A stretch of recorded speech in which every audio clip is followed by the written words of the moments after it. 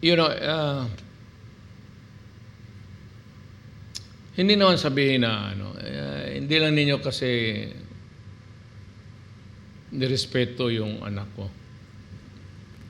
You can almost, sekretaryo, wag na lang ito kasi, bakit pa ninyo, hindi naman yan nagastos Yung 25 billion na yan, ano lang yan, dyan, figure lang yan sa budget, which was not approved. Anyway, bakit,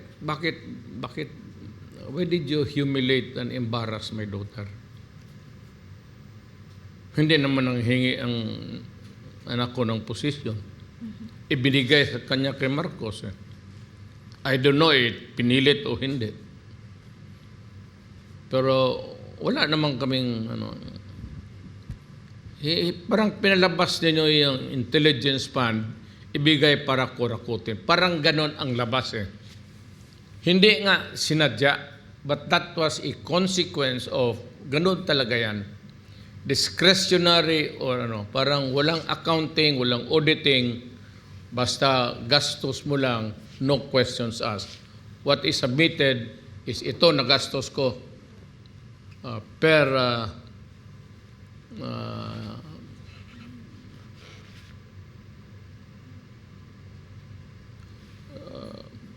sobro sa,